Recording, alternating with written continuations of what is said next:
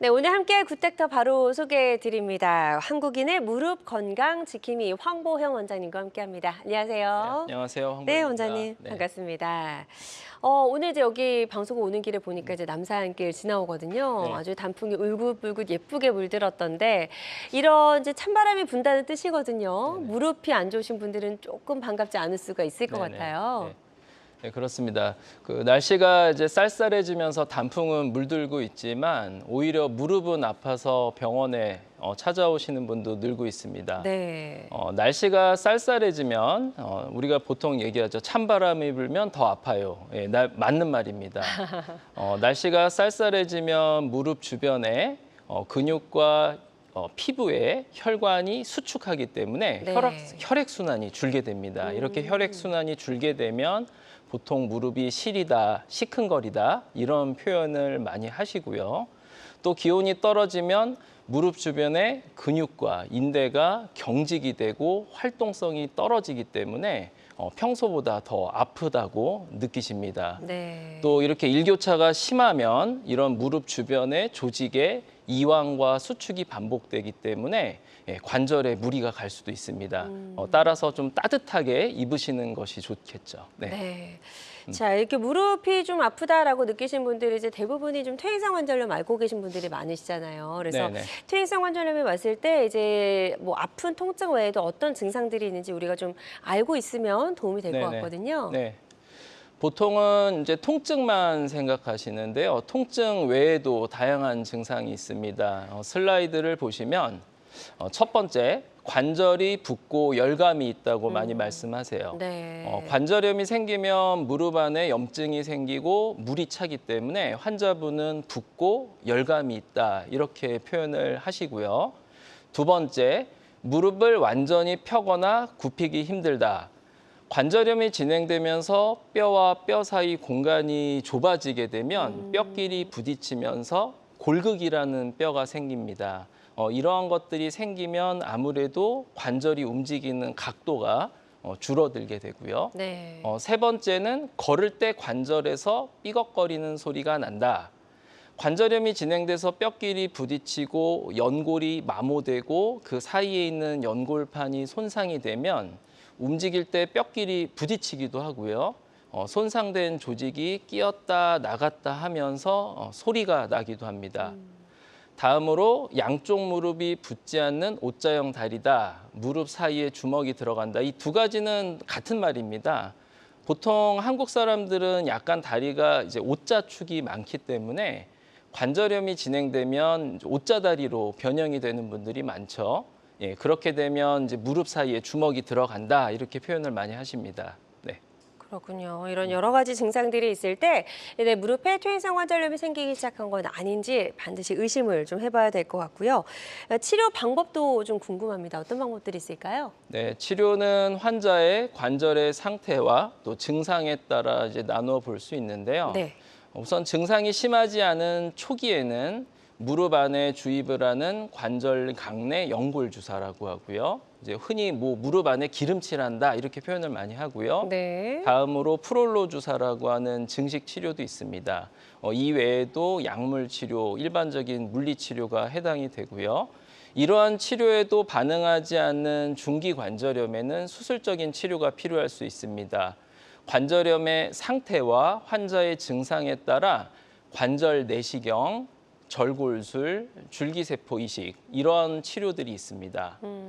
이와 같은 치료에도 전혀 반응할 수 없는 이제 말기관절염, 사기관절염이라고 합니다. 사기관절염은 허벅지뼈와 정강이뼈가 완전히 맞닿아서 연골이 광범위하게 마모된 상태인데요. 이러한 상태에서는 결국 인공관절 수술이 필요합니다. 인공관절 수술도 전체를 치환하는 전치환술이 있고요. 또 심한 구획만 일부만 치환하는 부분 치환술이 있습니다. 흔히 반치환술이라고도 합니다. 네. 네. 자, 그래서 이런 퇴행성 관절염의 이제 가장 마지막 치료법, 종착지라고 하면 이제 인공관절 수술이 될 것 같은데요.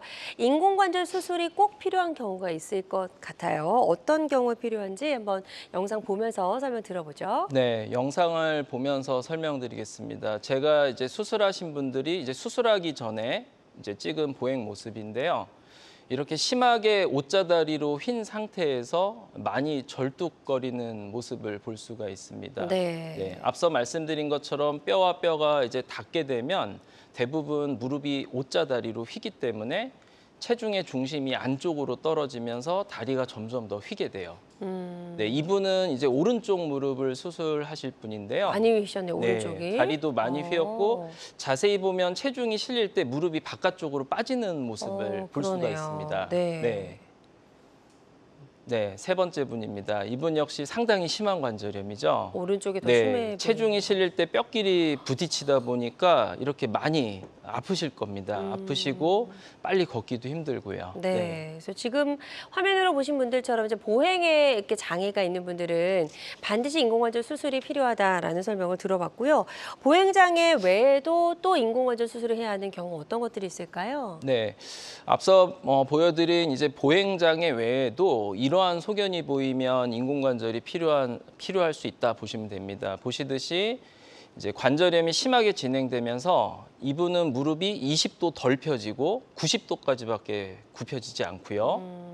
또 관절염으로 인해서 한쪽 인대는 심하게 늘어나고 또 반대쪽 인대는 이렇게 심하게 유착이 되면 좌우로 많이 흔들거리는 모습을 볼 수가 있습니다. 네. 이러한 모습이 결국 인공관절을 해야 되는 상태구나 이렇게 볼 수가 있습니다. 그렇군요. 자, 그래서 인공관절 수술이 필요한 경우들까지 저희가 좀 자세하게 짚어봤습니다.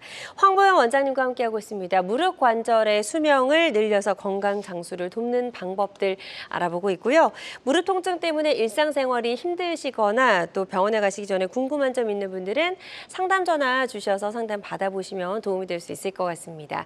02-6677-0012번, 02-6677-0012번 상담 전화 활짝 열려 있고요.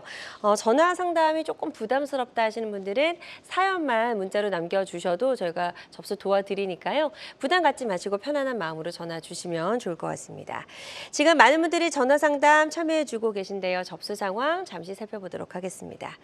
60대 남성분이세요. 퇴직 후 등산을 자주 하고 있는데 2주 전부터 무릎이 붓고 아픕니다 라고 하셨어요. 얼음찜질 정도 해보셨고 지금 통증이 지속돼서 전화를 주신 것 같거든요. 네. 어떻게 하는 게 좋을까요? 네, 등산이라는 운동은 이제 위아래로 힘이 작용하는 이제 운동이다 보니까요. 지금 나이가 60대시죠. 아무래도 등산을 자주 하면서 최근에 무릎이 자주 붓고 아프다. 그러면 이제 무릎에 이상이 생긴 신호일 수도 있습니다. 네. 위아래로 작용하는 운동이기 때문에 아무래도 무릎에 하중이 많이 실리기 때문인데요.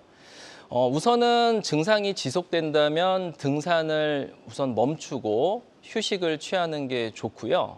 정형외과에 내원해서 엑스레이를 찍고 지금 현재 관절염의 기수가 몇 기인지 또 이상 증상이 있는지 확인을 하고 우선 약물 치료와 주사 치료를 받는 것이 좋겠습니다.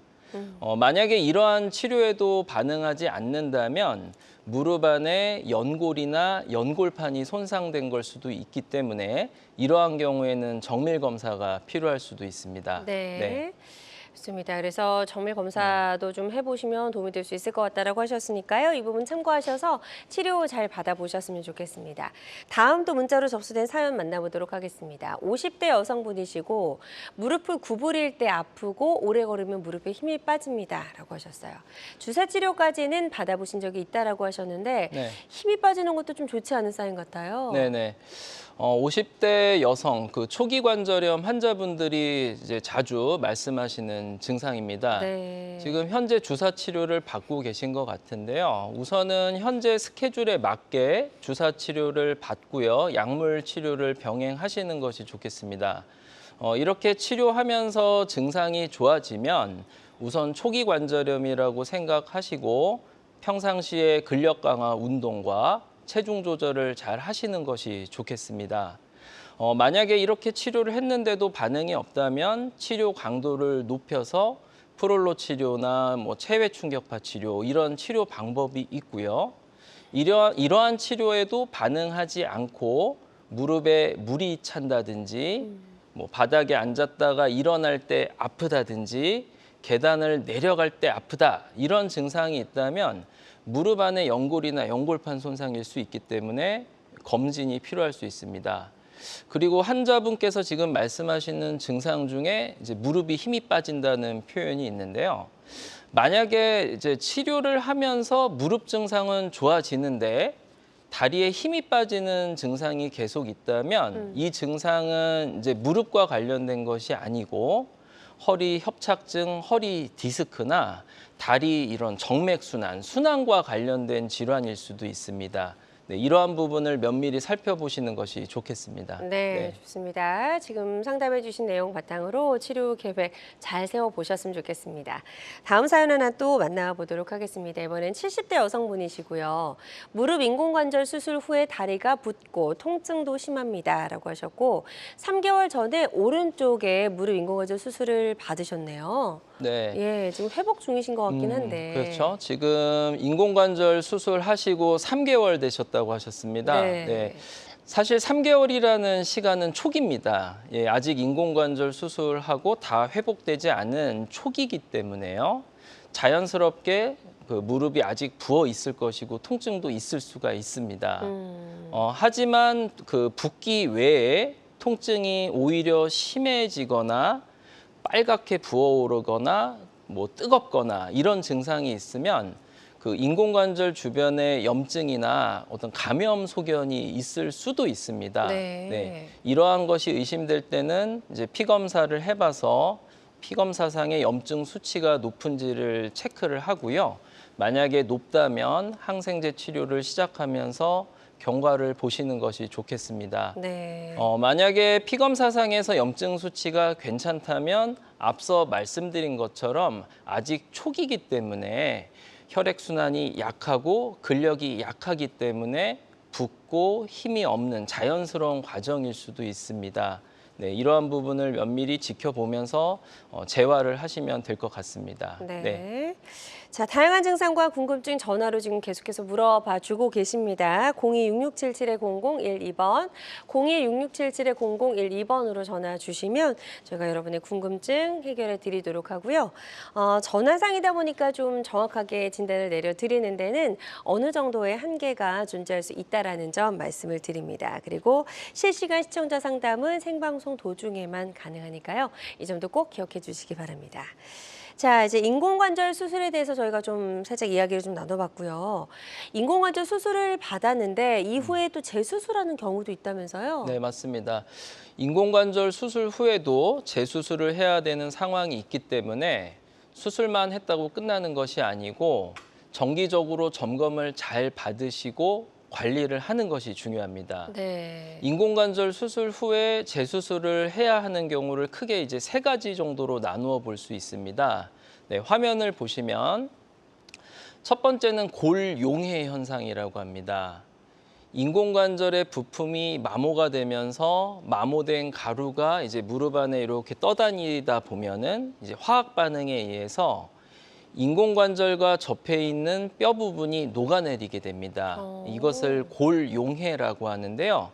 첫 번째와 두 번째 화면을 보시면 하얀 부분이 인공관절 금속이고요. 네. 제가 화살표로 체크를 해놨는데 인공관절 금속과 접한 뼈 부분이 검은색으로 비어있는 부분을 볼 수가 있습니다. 이 부분을 골용해라고 표현하고요. 네. 이러한 골용해 현상이 더 악화가 되다 보면 인공관절 자체가 헐거워지는 현상이 생기게 됩니다.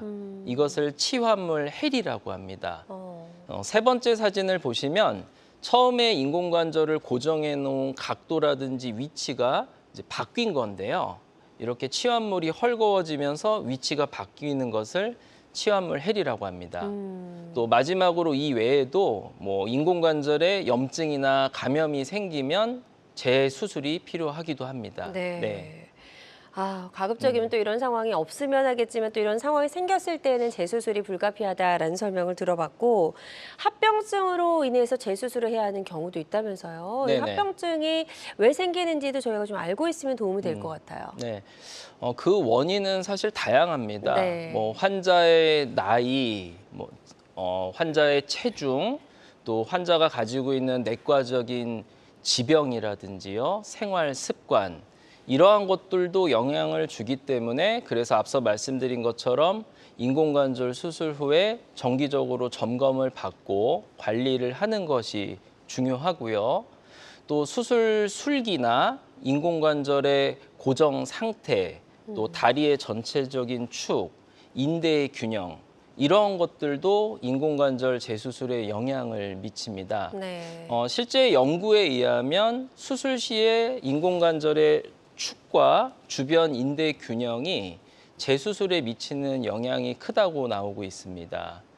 따라서 이러한 부분이 매우 중요한데요.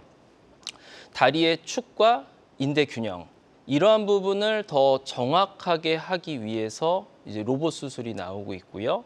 또 주변 조직을 최대한 보존하기 위한 최소 절개, 최소 절삭 테크닉을 사용하고 있는데 이러한 부분도 이러한 인공관절 재수술의 가능성을 줄이기 위한 노력의 일환이라고 볼 수 있습니다. 네. 네, 로봇 시스템을 통해서 사전에 시뮬레이션을 하고요. 0.5mm 단위까지 정밀하게 계획을 세우고 수술을 진행을 하고 최소 절삭 방법을 통해서 최대한 내 조직을 살리고 인대 균형을 맞추는 것. 결국은 인공관절 재수술의 가능성을 줄일 수 있는 거죠. 네. 그렇죠. 그래서 도대체 어떻게 이 조직을 최대한 살리면서 또 균형을 잘 맞춰서 수술을 성공적으로 마무리할 수 있는 건지 좀 궁금해하실 것 같아서 이 로봇 인공관절 수술의 그 과정을 저희가 좀 하나하나 사진 보면서 설명을 들어볼게요. 네네. 그래서 로봇 인공관절 수술이 어떤 특징이 있는지 크게 4가지로 정리해서 설명을 드리겠습니다. 첫 번째는 가상 수술을 통해서 오차를 줄이고 더 정확하게 수술을 할 수 있다는 이야기인데요. 기존 수술 방법은 제가 엑스레이를 찍어서 엑스레이에 줄을 긋고 각도를 재면서 이제 계획을 세웠다면 로봇 수술은 수술 전에 CT 검사를 통해서 환자의 실제 무릎과 똑같은 3차원 모델을 만들고 이 모델을 기반으로 해서 가장 적절한 인공관절의 사이즈, 각도, 또 뼈를 절삭하는 정도, 계획을 세웁니다. 네. 예, 이러한 사전의 가상 수술을 통해서 더 정확성을 높였다고 표현할 수 있고요. 자, 두 번째 특징은 뼈에 구멍을 뚫는 작업이 없어 무수혈 수술이 가능하다. 그 위쪽 사진을 보시면 이제 기존 방법인데요. 기존의 수술은 매 작업마다 뼈에 가이드 역할을 하는 기구를 장착하기 위해서 뼈에 구멍을 뚫기도 하고 또 축을 보기 위해서 이 긴 금속 로드를 넣었다 뺐다 이러한 과정이 필요합니다. 이에 비해서 로봇 수술은 수술 전에 이미 계획을 세워놓고 수술 중에 카메라와 센서 시스템을 통해서 자리를 잡은 로봇팔을 가지고 제가 수술을 하기 때문에 이렇게 구멍을 뚫는 작업이 대폭 줄었습니다. 이를 통해서 출혈량을 줄여서 무수혈을 좀 더 용이하게 할 수 있는 특징이 있는 거죠. 네. 네, 다음 슬라이드 보시면 네, 세 번째 특징은 이제 햅틱 경계 설정으로 주변 신경, 혈관, 근육 손상의 가능성을 줄였다는 겁니다. 그 사진을 보시면 그렇게 그 절삭기 주변으로 선이 보이는데요. 이걸 햅틱 경계선이라고 합니다. 네. 그러니까 제가 수술을 할 때 절삭기를 가지고 이제 수술을 하는데 이 경계선을 넘어가면 주변의 근육, 혈관, 신경을 다치게 할 수 있다는 뜻이죠. 네, 그래서 이 선을 넘어가면 로봇이 자동으로 제어가 돼서 멈추게 됩니다. 좀 더 안전하게 수술을 할 수 있는 장치가 생겼다고 보시면 되고요. 자, 마지막 특징은 환자 인대, 변형 상태, 실시간 체크해서 계획을 수정할 수 있다, 이런 특징인데요. 네. 제가 단지 수술 전에 로봇을 가지고 세운 계획만으로 수술을 진행하는 것이 아닙니다. 환자의 어떤 질긴 정도라든지 미세한 변형 상태는 로봇을 통해서 체크하는 것이 아니고 수술 중에 제 손을 통해서 체크하는 것입니다. 그래서 이러한 부분을 수술 중에 실시간으로 반영을 해서 최종적으로 계획을 세우고 수술을 진행합니다. 네. 다시 말해서 의사와 로봇의 협업이라고 볼 수가 있는 것이죠. 그러네요. 네, 이러한 특징이 있습니다. 네. 자, 이런 특징들이 있기 때문에 수술하고 나서도 회복도 조금 빠를 것 같은데요. 어떤가요? 네, 아무래도 최소 절삭 방법을 사용하고 후방 십자인대, 이러한 중요한 인대를 보존하면서 수술하기 때문에 수술 후에 기능 회복이 빠른 편입니다. 지금 보여드리는 분은 로봇 기술과 또 최소 절삭, 최소 절개 테크닉을 이용한 경우인데요. 아무래도 그 허벅지뼈의 중앙 부분을 보존하고 중요한 인대를 살렸기 때문에 이렇게 빠른 재활과 보행이 가능합니다. 수술 1주차에도 이렇게 130도 정도까지 무릎을 굽힐 수도 있고요. 네. 수술 후 2주차에도 이렇게 양반다리도 하는 모습을 보실 수가 있습니다. 네. 그러네요. 회복도 조금 더 빠를 네. 수 있다라는 점 살펴봤고요. 퇴행성 관절염 같은 경우 이제 남성보다는 여성에게 더 많잖아요. 그러다 보니까 이런 무릎 인공관절 수술을 했을 때 흉터가 너무 걱정이다라고 말씀하시는 분들 많이 계신데 로봇 인공관절 수술은 흉터가 좀 어떤가요? 네. 인공관절 수술을 하게 되면 이제 무릎 가운데 세로로 이제 길게 상처가 나게 됩니다. 물론 수술 상처의 길이는 환자의 관절염의 상태, 조직의 질긴 정도, 또 의사의 술기에 따라 달라질 수가 있습니다. 자, 왼쪽 사진은 일반적인 로봇 인공관절 수술했을 때 상처 모습이고요. 네. 오른쪽은 이제 최소 절개 방법을 이용한 로봇 수술 상처 모습입니다. 왼쪽을 보시면 우선 가운데 주 절개 상처가 있고요.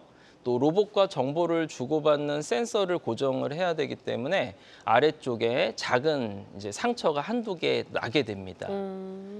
로봇도 기술이 발전하듯이 이렇게 상처를 줄이기 위한 노력도 계속되고 있는데요.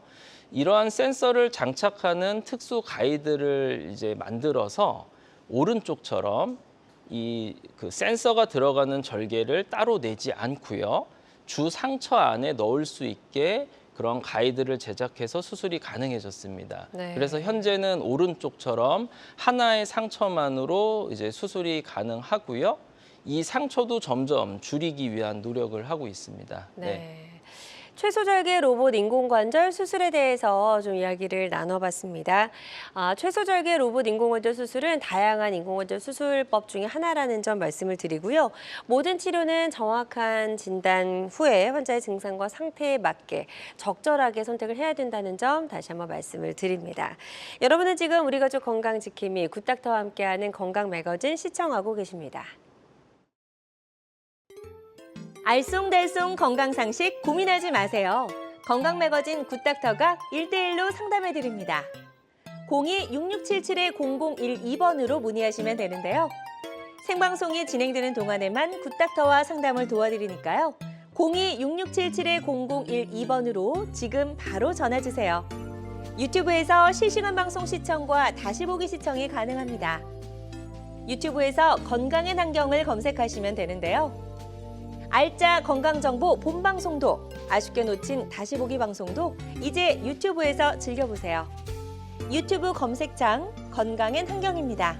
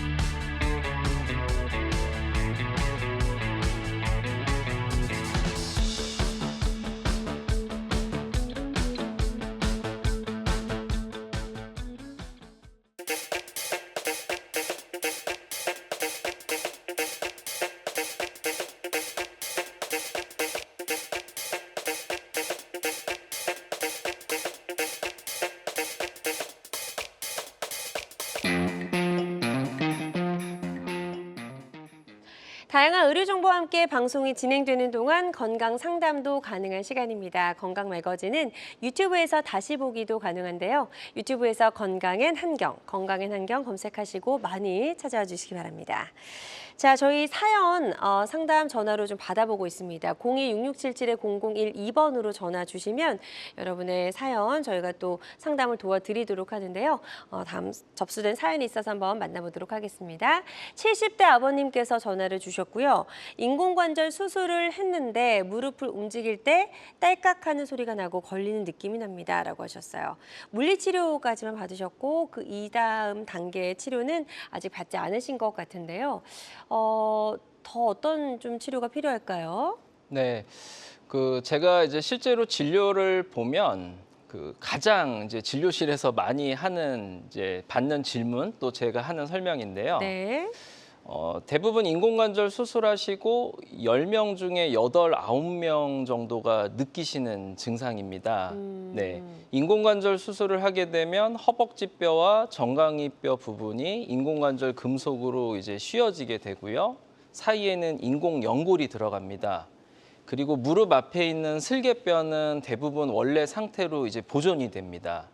그렇기 때문에 무릎을 굽혔다 폈다 하면 이 금속 부분과 원래 있는 뼈 부분이 네. 이제 맞닿을 때 뭐 딸그닥, 찌부덕 이런 소리를 느끼시게 됩니다. 네. 그래서 대부분은 정상적인 소리이기 때문에 너무 걱정은 하지 않으셔도 됩니다.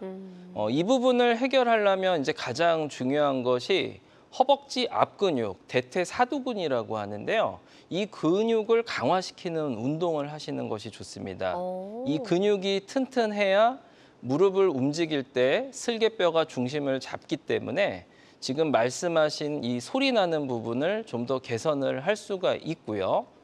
만약에 소리가 나면서 아프고 무릎이 붓는다든지 무릎에 물이 찬다든지 이거는 또 다른 문제가 있을 수도 있습니다. 이러한 경우에는 이제 정형외과 전문의에게 진찰을 받고 그에 맞게 검진을 해보시는 것이 좋겠습니다. 네, 좋습니다. 지금 상담해 주신 내용 참고하셔서 치료 받으시는 데 도움이 되셨으면 좋겠습니다.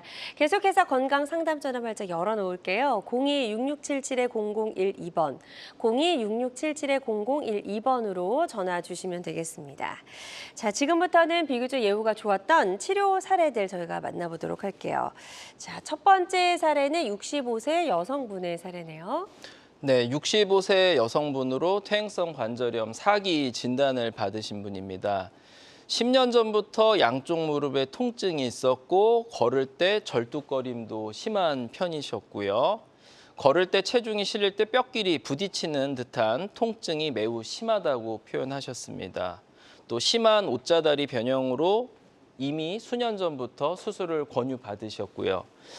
특히 이분은 오래전에 한쪽 관절염이 먼저 심하게 왔었고요. 그 상태에서 이제 반대쪽에 의지하다 보니까 양쪽 모두 심해진 이제 사례입니다. 네. 먼저 왼쪽에 이제 수술 전에 찍은 MRI 사진인데요. 양쪽 무릎 다 무릎의 안쪽으로 연골과 연골판이 심하게 손상돼서 이제 없어진 상태고요. 또 수술 전에 찍은 사진을 보면 양쪽 모두 이제 옷자다리 변형이 심한 것을 볼 수가 있죠. 네, 4기 관절염 진단을 하고 로봇 시스템을 이용해서 최소절개 로봇 인공관절 치환술을 시행했습니다. 네. 왼쪽은 수술 전의 모습이고요. 오른쪽은 수술 후의 모습입니다. 수술 전에 심하게 휘었던 옷자다리가 수술 후에는 인공관절이 잘 삽입되어서 이제 일자다리로 이쁘게 교정이 된 것을 볼 수가 있죠. 네. 자, 예후가 좋았던 그런 사례 소개해 주셨습니다. 환자들마다 치료 효과는 조금씩 다를 수 있다라는 점 말씀을 드리고요. 다음 사례는 85세 여성분의 사례입니다. 이제 이런 고령 환자들도 많이 계실 것 같아요. 네, 그렇습니다. 실제로 이제 80세 어르신이어도요. 60, 70세 어르신보다 더 요즘 건강하시고 또 활동적인 분들이 많습니다. 네. 그래서 삶의 질을 위해서 더 적극적으로 치료를 원하시는 분들도 많으신데요. 이 환자분도 마찬가지입니다. 85세 여성분으로 무려 20년 전부터 무릎 통증을 호소하셨고요. 여러 차례 주사 치료를 했는데도 이제 효과가 없었고 사진 보시는 것처럼 25도 이상 심하게 옷자다리로 휜 것을 볼 수가 있었습니다. 네. 인공관절 수술을 해야 된다는 것은 알고 계셨지만 이제 나이 때문에 이제 주저하시고 주사 치료만 받으셨던 것이고요. 최소절개 로봇 인공관절을 이용해서 이제 수술을 진행했습니다. 수술 전에 왼쪽은 수술 전에 이제 25도 이상 휜 다리의 모습이고요. 수술 후에 양쪽 모두 일자다리로 교정된 것을 볼 수가 있습니다. 네. 이 사진은 수술하고 한 달 정도 됐을 때 진료실에서 찍은 모습인데요. 이렇게 이쁘게 교정이 된 상태에서 편하게 의자에 앉는 모습도 확인을 할 수가 있습니다. 네. 고령이신데도 잘 회복되신 케이스입니다. 네. 그렇군요. 85세 여성분의 인공관절 치료 사례 저희가 만나봤습니다. 환자들마다 치료 효과는 조금씩 차이가 있을 수가 있겠습니다. 자, 다음 사례 또 만나볼 텐데요. 이분은 조금 특이한 골괴사로 뼈 결손이 있었다고요. 네, 골괴사증이 동반된 사례입니다. 일반적으로 골괴사증이 있으면 이제 뼈가 녹아내리고 결손이 생기기 때문에 이제 좀 더 긴 인공관절이나 특수한 형태의 인공관절이 필요할 수가 있습니다. 네. 그래서 일반적인 인공관절 수술보다 더 까다로운데요. 자, 67세 남자 환자로 골괴사증과 퇴행성 관절염 4기가 모두 이제 복합된 환자분이십니다. 10년 전부터 양쪽 무릎에 주사 치료를 했음에도 불구하고 통증과 옷자형 다리 변형이 점점 악화되던 상태였고요. 네. 엑스레이를 보시면 앞서 보여드린 분들과 다르게 허벅지 뼈와 정강이 뼈가 단순히 이제 맞붙기만 한 게 아니고요. 마치 이가 나가듯이 이렇게 뼈가 녹아내리면서 결손이 된 것을 볼 수가 있습니다. 네. 이제 아래 사진은 MRI 사진인데요. MRI 사진에서 더 잘 보이죠. 이쪽 바깥쪽처럼 이런 모습을 보여야 하는데 지금 안쪽은 이 계단처럼 뼈가 결손된 모습을 볼 수가 네. 있습니다. 네, 이렇게 상당히 심한 상태였고 마찬가지로 최소절개 로봇 인공관절 수술을 진행을 했습니다. 왼쪽은 수술 후의 모습입니다. 수술 후에 양쪽 모두 다리가 일자로 펴진 것을 볼 수가 있고요. 심한 골괴사증이 있었지만 환자분 회복을 빨리 하신 편입니다. 그래서 다행이네요. 수술 후 일주에도 재활치료하시는 사진을 보시면 130도까지 무릎이 굽혀지고 네. 이렇게 침상에서 양반다리까지 하시는 모습을 볼 수가 있죠. 네. 네. 자, 아주 예후가 좋았던 그런 환자분의 치료 사례 소개해 주셨습니다. 환자들마다 치료 효과는 조금씩 다를 수가 있겠습니다. 황보현 원장님과 함께하고 있습니다. 무릎 관절 수명을 늘려서 건강 장수를 도울 수 있는 방법 알아보고 있고요. 방송 보고 계신 분들 중에서도 무릎 통증 또 인공관절 수술에 대해서 좀 고민이거나 궁금한 점 있는 분들은 상담 전화 주시면 될 것 같습니다. 02-6677-0012번, 02-6677-0012번 상담 전화 발자 열려 있습니다. 그리고 실시간 시청자 상담은 생방송 도중에만 가능하니까요. 서둘러서 전화 주시면 좋을 것 같습니다. 자, 계속해서 비교적 예후가 좋았던 사례 저희는 조금 더 만나보도록 할게요. 이분은 66세 남성분이신데 재수술 하신 사례네요. 네, 지금 사례는 이제 재수술 사례입니다. 66세 남자분이고요.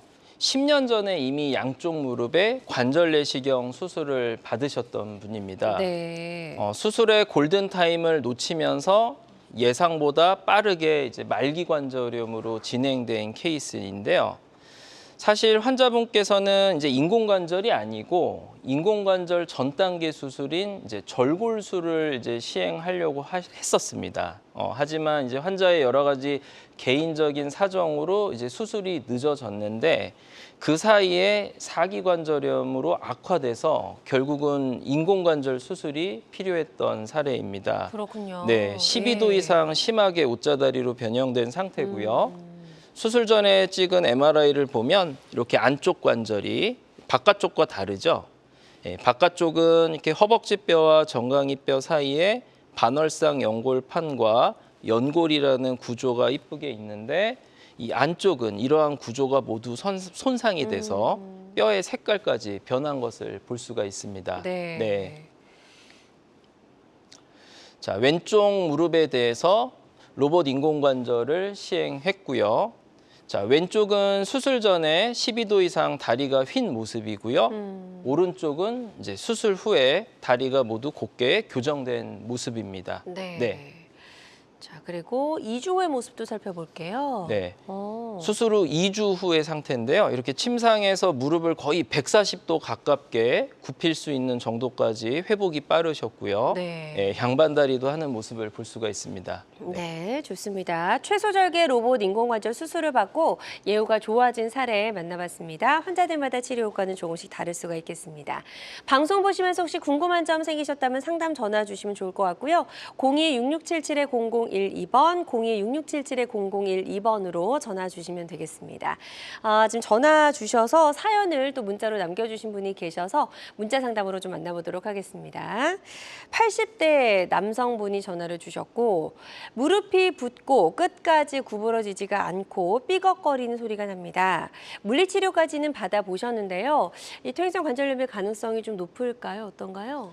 네, 지금 증상을 보면 연세가 80세시고요. 네. 무릎이 붓고 끝까지 구부러지지 않고 삐걱거리는 소리가 난다. 제가 앞서 말씀드린 이제 관절염의 흔한 증상이죠. 네. 말씀하신 증상만으로 봤을 때는 이제 퇴행성 관절염이 어느 정도 진행돼 있을 것으로 보입니다. 따라서 먼저 정형외과에 내원하셔서 엑스레이를 찍고 지금 현재 객관적으로 무릎 관절염의 기수가 몇 기인지를 먼저 확인해 보시는 것이 좋습니다.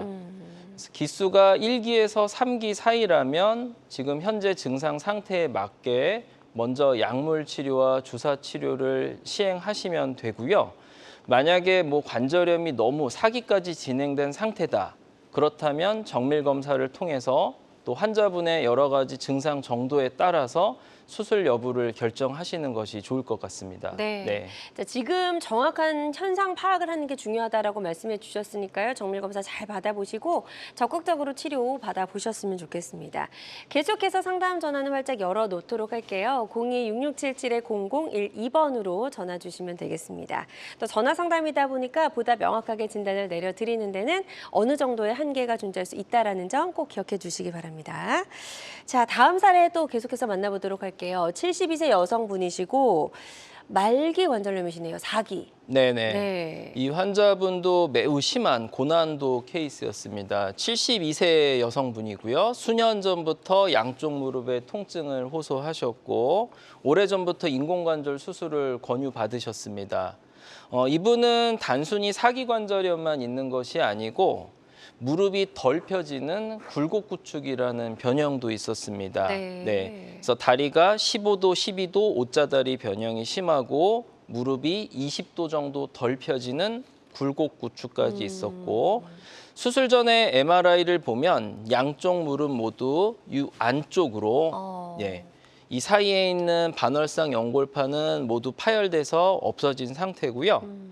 연골이 이제 ICRS 사기라고 합니다. 아주 심하게 깎인 기수고요. 그래서 연골 껍질이 모두 마모가 된 상태고 이 종아리뼈의 바닥면이 파여 들어간 모습을 볼 수가 있습니다. 네. 자, 다음 그림 볼게요. 수술 전에 로봇을 통해서 계획을 세우고 수술을 진행했습니다. 왼쪽은 수술 전에 엑스레이와 이제 사진이고요. 옷자다리 변형이 매우 심하죠. 그러네요. 그리고 오른쪽 무릎은 이제 무릎이 덜 펴지다 보니까 다리가 더 짧은 모습을 볼 수가 있습니다. 네. 수술 후 사진입니다. 양쪽 무릎 모두 인공관절이 잘 삽입이 되었고요. 다리가 일자로 정확하게 또 무릎이 모두 펴진 것을 볼 수가 있습니다. 네. 자, 수술 한 달 후의 모습도 좀 확인해 볼게요. 매우 심한 케이스였지만 회복이 빠르셨습니다. 수술 한 달째 이제 진료실에서 찍은 모습입니다. 왼쪽 사진 보시면 무릎이 거의 140도, 145도 정도까지 편하게 굽혀지는 모습을 볼 수가 있고요. 네. 또 양반다리도 어느 정도 가능하고 이렇게 일자다리로 이쁘게 의자에 편하게 앉는 모습도 볼 수가 있습니다.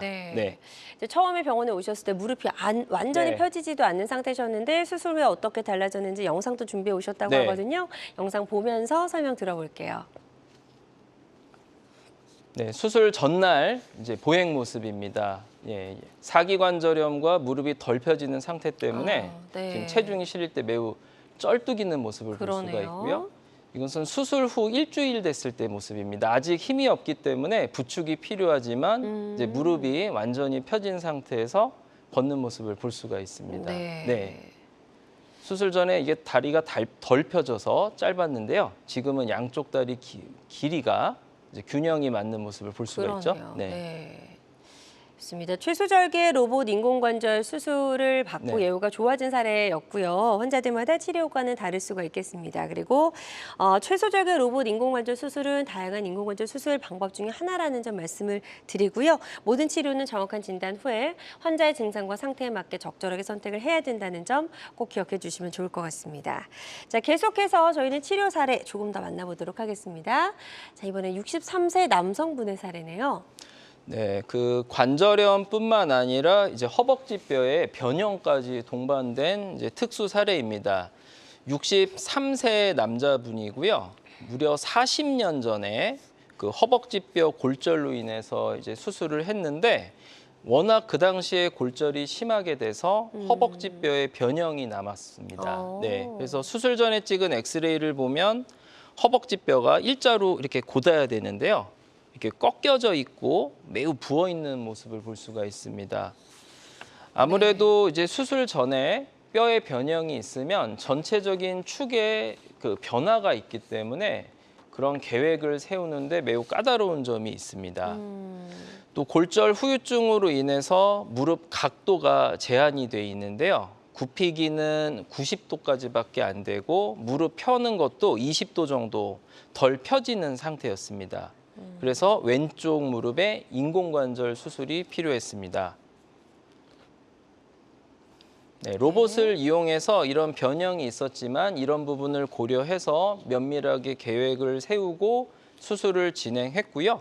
네, 왼쪽 사진 보면 허벅지뼈의 변형이 있는 부분을 감안해서 인공관절이 잘 삽입된 모습입니다. 수술 후 한 달째 진료실에서 찍은 사진입니다. 환자분 역시 무릎이 140도 정도까지 굽혀지고요. 네. 수술 전에는 무릎이 90도까지밖에 안 굽혀졌었죠. 지금은 거의 130도, 140도까지 굽혀지고 무릎이 이렇게 많이 굽혀지다 보니까 이제 평상시에 안 되던 양반다리도 어느 정도 가능한 상태가 되었습니다. 네, 좋습니다. 자, 예후가 좋았던 치료 사례 소개해 주셨고요. 환자들마다 치료 효과는 조금씩 다를 수가 있겠습니다. 자, 어느덧 이제 좀 마무리를 해야 될 그럴 시간이라서 저희 이제 맨 마지막 사례로 좀 넘어가 보도록 할 텐데요. 최소절개 로봇 인공관절 치료 사례 중에서 관절염이 심한 무릎을 인공관절로 다 바꿔야 되는지 아니면 이게 또 부분만 치환해도 되는지 이런 부분을 궁금해하신 분들이 계실 것 같아서 그런 질문을 좀 드려보도록 할게요. 70세 남성분의 치료 사례 한번 만나볼까요? 네, 그 지금까지 보여드렸지만 이제 말기 관절염의 경우에는 대부분 인공관절 전치환술이 필요합니다. 하지만 그 상황에 따라서 일부분만 치환하는 부분 치환술이 가능한 경우도 있습니다. 네. 사례를 보시면 네. 70세 남자 환자분이고요. 3년 전부터 이제 무릎 증상이 더 심해졌고요. 여러 병원에서 주사 치료를 받았지만 효과가 없었고 이미 인공관절 수술을 해야 한다는 이야기를 듣고 계셨던 분입니다. 하지만 환자분이 나이가 70세지만 매우 활동적이시고 업무도 하시는 분이기 때문에 네. 이제 고민이 많으셨던 것이죠. 조금 더 내 조직을 보존하는 수술을 원하셨고 네. 좀 업무에 빨리 복귀할 수 있는 부분에 대해서 고민이 많으셨습니다. 그래서 면밀히 진찰을 하고 이제 검진을 해봤는데 다행히 무릎 관절 안쪽, 그러니까 내측에만 국한해서 사기 관절염과 골괴사증이 있었습니다. 네. MRI를 보시면 이 부분이 정상인데요. 안쪽을 보면은 뼈가 파여 들어가 있고 껍질이 벗겨진 것을 볼 수가 있죠. 하지만 다행인 것이 다리 축이 비교적 정상이시고요. 주변의 인대 상태가 좋았기 때문에 이러한 경우에는 전치환술이 아닌 부분 치환술을 시행할 수가 있습니다. 자, 수술 후 사진입니다. 앞서 보여드린 엑스레이와 다르죠. 네, 부분 치환술은 이렇게 무릎의 내측만 그러네요. 인공관절로 씌워지게 됩니다. 네. 자, 자, 다음 사진도 볼게요. 네. 아무래도 부분만 치환하고 무릎 앞쪽과 바깥쪽의 기능은 그대로 살려놨기 때문에 네. 상처도 작고 회복이 빠른 편입니다. 그래서 수술 후 일주일 만에 퇴원하셨고요. 수술 후 3주 차의 모습을 보시면 무릎이 무려 145도까지 굽혀지고 양반다리도 가능한 모습을 볼 수가 있습니다. 네, 좋습니다. 내 관절을 최대한 살릴 수 있다면 살리는 게 가장 좋겠죠. 네. 다음 사례 하나 더 만나보고 이제 마무리를 해야 될 것 같은데요. 65세 남성분의 사례네요. 네, 이 환자분 역시 이제 65세 남자분이고요. 이미 몇 년 전부터 옷자다리 변형과 사기관절염으로 인공관절 전치환술을 권유받으신 분입니다. 환자분 역시 65세 젊은 나이에 활동적인 업무 때문에 내 관절을 보존하는 수술법에 대해서 고민이 많으셨던 분입니다. 네, 환자분 역시 면밀하게 진찰을 하고 검진을 했습니다. 수술 전에 엑스레이를 보시면 오른쪽 다리 안쪽이 뼈가 붙었고요. 다리가 옷자다리로 휜 모습을 볼 수가 있습니다. 하지만 검사상에서 아직 인공관절로 전체로 바꾸기에는 아쉬운 부분이 있었기 때문에 환자분은 절골술과 줄기세포 치료를 했습니다. 네, 먼저 관절 내시경으로 들어가서요. 심하게 손상된 연골 부분에 줄기세포를 이식을 했습니다. 수술 후 1년 후의 관절 내시경 사진입니다. 네, 이와 같이 심하게 마모된 연골이 이렇게 하얗게 껍질이 재생된 모습을 볼 수가 있고요. 네. 다리 모양도 엑스레이를 보시면 이제 수술 전에 오른쪽 무릎이 약 10도 정도 옷자다리였죠. 저렇게 되면 걸을 때 체중이 안쪽으로 실리니까 이제 안쪽 관절이 손상이 진행되는데 수술 후에 절골술을 통해서 다리의 축이 개선된 것을 볼 수가 있습니다. 네. 환자들마다 치료 효과는 조금씩 다를 수 있다는 점 다시 한번 말씀을 드립니다. 오늘 다양한 이제 무릎 인공관절 수술법에 대해서 좀 사례들까지 많이 만나봤는데요. 모든 치료법에는 부작용이 따를 수 있고 개인마다 치료 효과가 다르다는 점, 또 전문의와 상담을 통해서 적절한 치료를 받는 것이 가장 좋은 선택이라는 점 꼭 기억해 주시길 바랍니다. 지금까지 황보현 원장님과 함께했습니다. 원장님 오늘 말씀 고맙습니다. 네, 감사합니다. 네, 건강매거진 위드 굿닥도 함께 하셨고요. 실시간 시청자 상담은 생방송 도중에만 가능합니다. 그리고 저희 방송 유튜브를 통해서 다시 보기 가능하거든요. 유튜브에서 건강엔 한경 검색하시고 많이 찾아와 주시기 바랍니다. 남은 주말도 건강하고 행복하게 보내세요. 고맙습니다.